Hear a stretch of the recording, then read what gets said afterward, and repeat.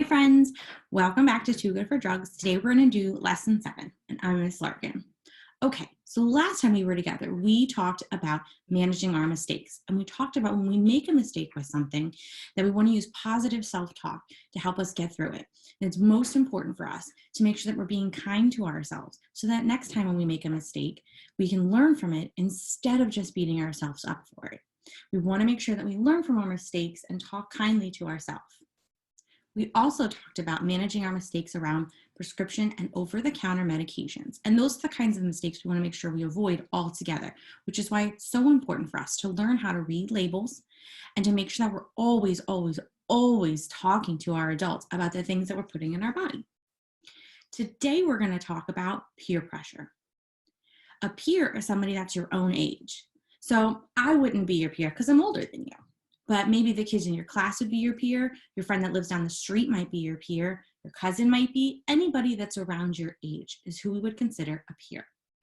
When we talk about peer pressure, we often think about negative peer pressure, which is when somebody our age tries to get us to do something we don't want to do or know we shouldn't do.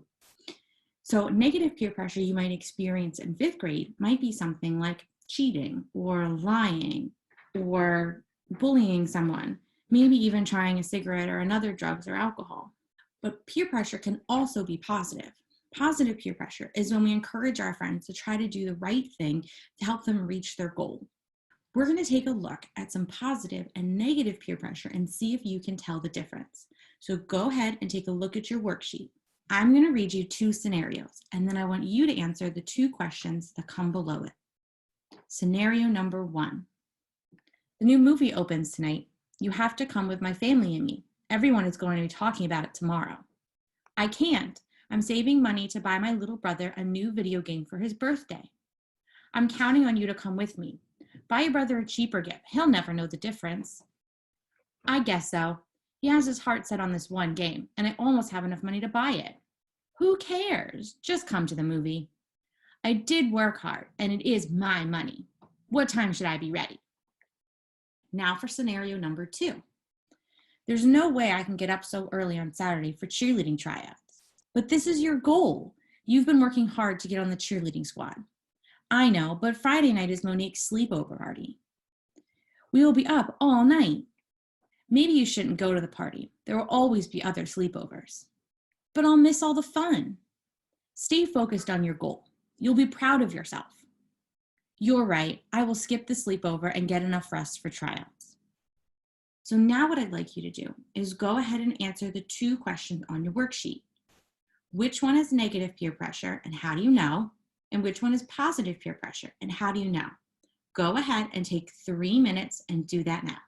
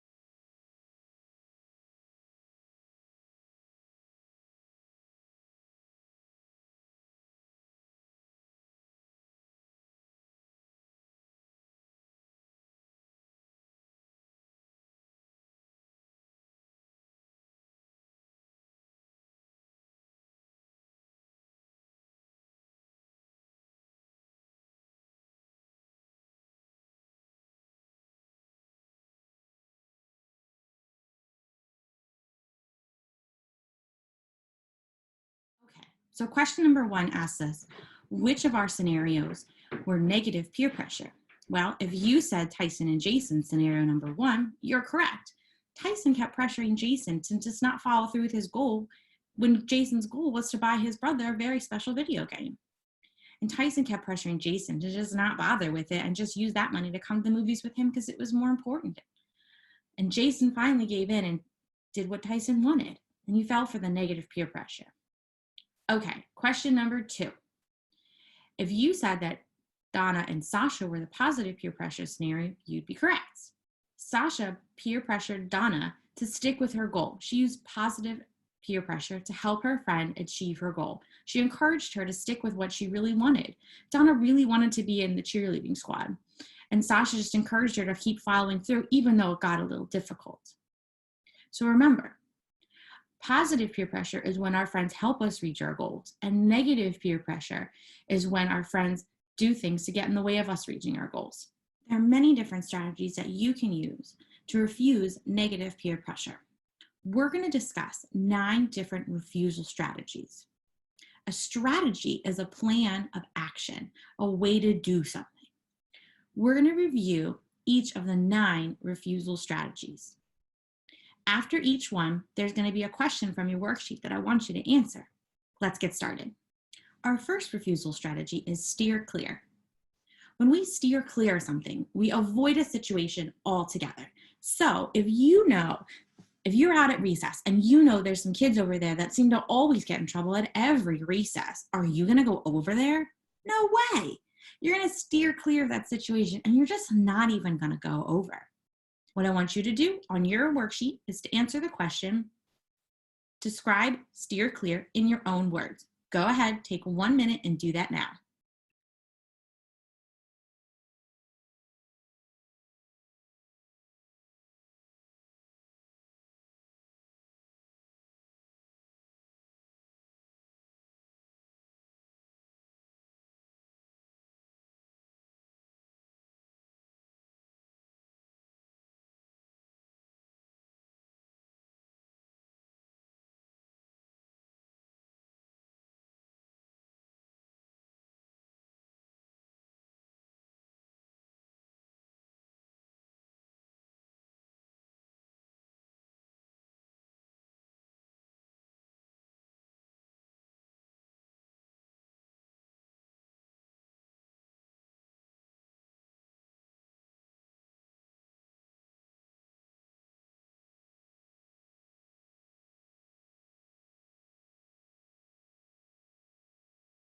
Our next refusal strategy is say no.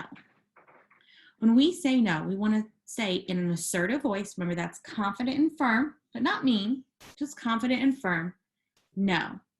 We want to do that in 1 or 2 words. So we could say no, no way, nah, no, I'm good, no thanks. There's lots of different ways to say no. We want to say no in 1 or 2 words. Really quick, short, simple ways to say no with an assertive tone. So go ahead and write 2 ways that you could say no.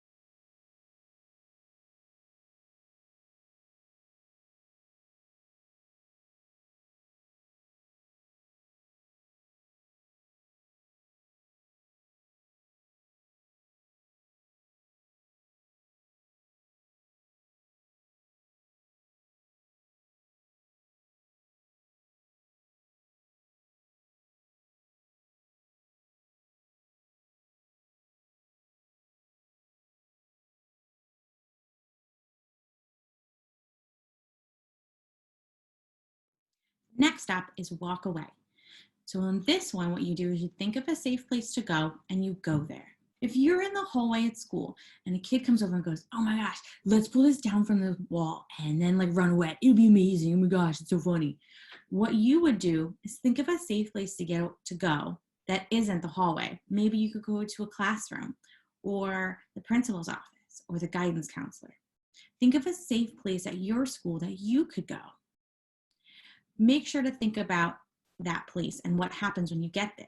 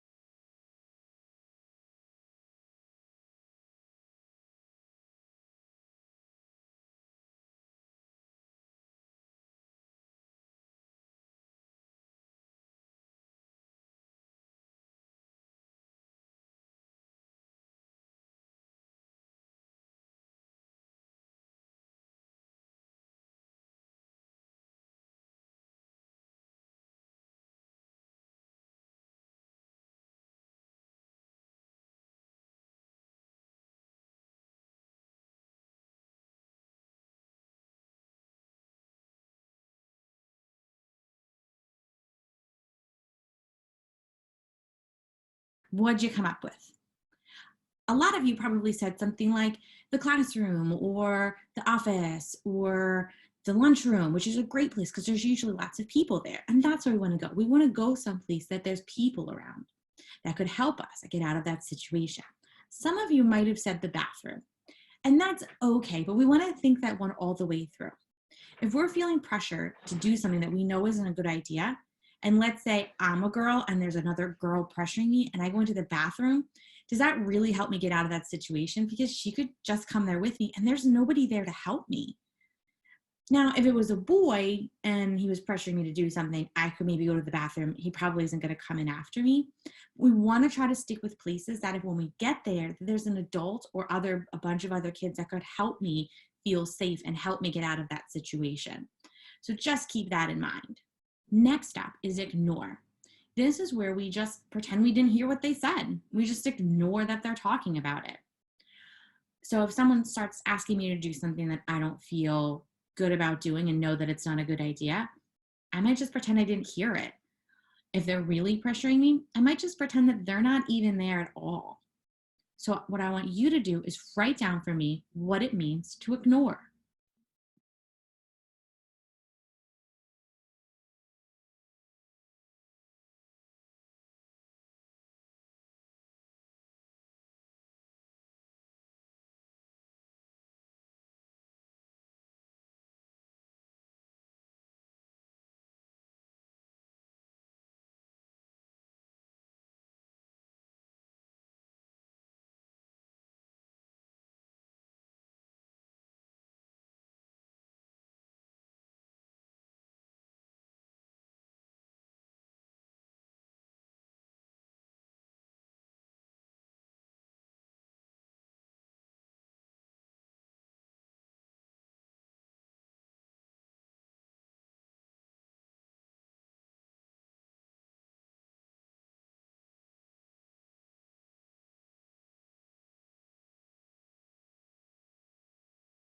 Next is broken record. Now, it's important that we understand what a record is. When I'm talking about a record, I'm talking about those big, giant black things that play music. We usually put them on a record player, and there's a little arm and it comes over, and there's a needle and it spins around and it plays the music for us. Now, when a record gets a scratch in it, it tends to repeat itself over and over and over again. Or like a CD does the same thing. If it gets a scratch in it, it'll skip and play over and over and over and over again. So broken record means that I repeat myself over and over and over again. So if someone's pressuring me to lie, I would say, I don't lie. And they might say, come on, just do it. It's fine. Everyone does it. I don't lie. Seriously, I'm always such a chicken. Just do it. I don't lie. Come on, just do it. I don't lie. Fine, whatever. And I stick with it because eventually they're just going to get annoyed that you keep repeating yourself over and over again. It's just like when you find your mom and you go, mom, mom, mom, mom, mom, mom, mom, mom. What? Eventually that gets pretty annoying. So when we repeat ourselves like that, it tends to annoy the other person and they'll leave us alone because they know that we're not going to change our mind. So that's what I want you to do. Sometimes you just have to do it 3 times. Sometimes you have to do it 30 times. But if you keep repeating yourself, that other person, I promise you, will leave you alone. So what I want you to do is write down what it means to use the broken record strategy.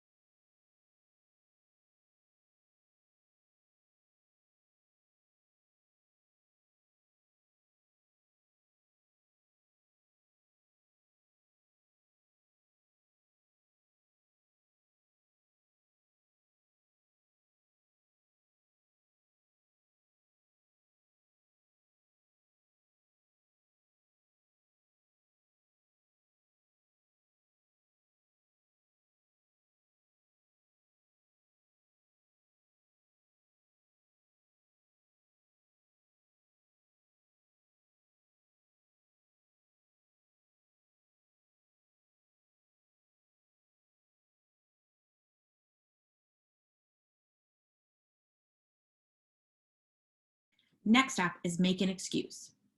So this is where we come up with a believable, realistic excuse why we can't do something. And it doesn't need to be a lie. It just needs to be a good excuse, something that's real. So for instance, if someone's trying to get you to sneak out or not go home right away after school, you could say, oh, you know what? I can't. I have a lot of homework to do. Oh, I can't. My mom's expecting me home for dinner. Oh my gosh, I have to watch my little brother or little sister. What I wouldn't say is, oh, I can't. I have to go to the moon tomorrow. Like, nobody is going to believe that because you're totally not going to the moon tomorrow. That's ridiculous. But maybe you're going to your grandparents' house. So you could say, oh, I can't. I'm going to my grandparents' house. I'm sorry. Remember, I'm not asking you to lie. I'm simply asking you to come up with a realistic excuse why you can't do this thing that the other person wants you to do. So go ahead and write down a realistic excuse that you could use.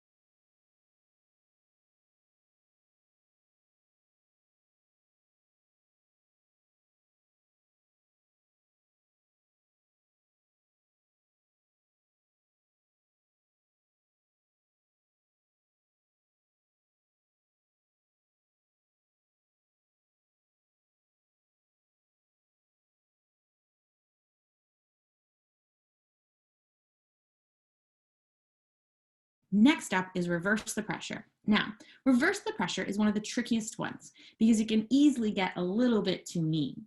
When we want to reverse the pressure, what we're trying to do is get the other person to realize that maybe they're not being a good friend, and we want to pressure them into thinking about that.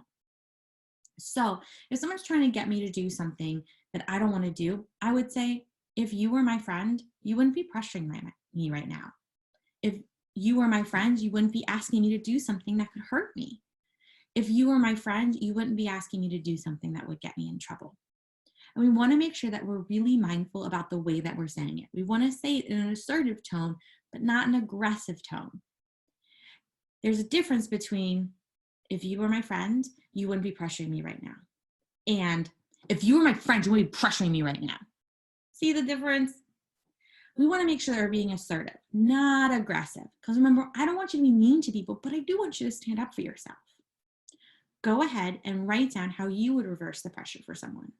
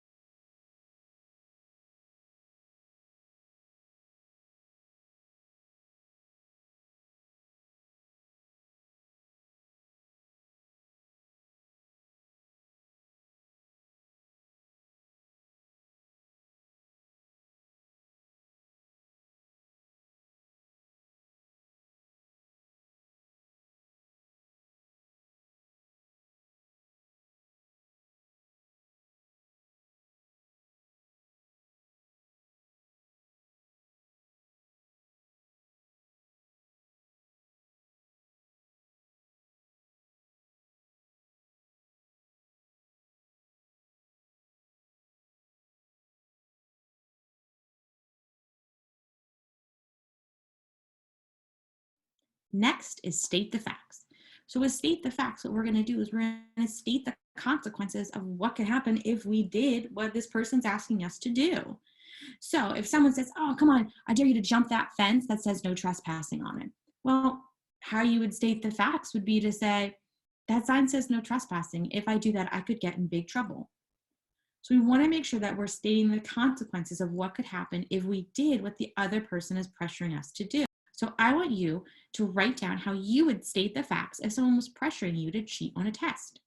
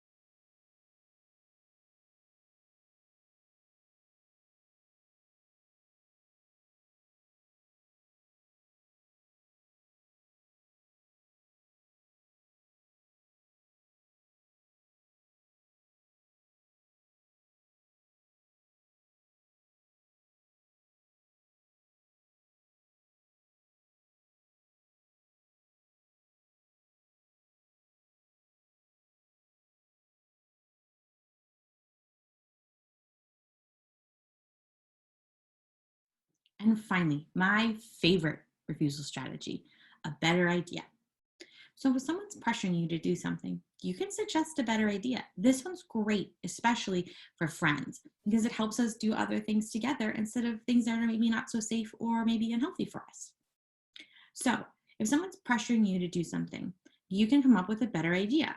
So let's say they go, oh, let's sneak out tonight. You could say, how about we have a sleepover instead? Or I have a better idea. Why don't you come over to my house after school?